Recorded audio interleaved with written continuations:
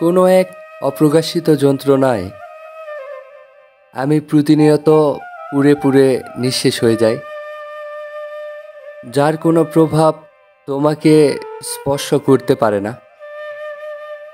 তবুও আমি এক নিদারুণ সুখ পাই। তোমার হৃদয়ের সঞ্চিত ভালোবাসার নাগাল আমি পেতে চেয়েছিলাম, কিন্তু কষ্ট নামক এক তীব্র ধাক্কায় আমি ছিটকে পড়ি অদূরে।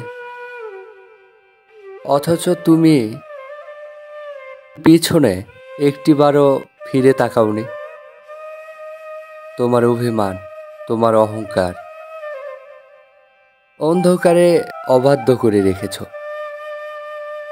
যা কখনো মুক্তি পাবার নয়।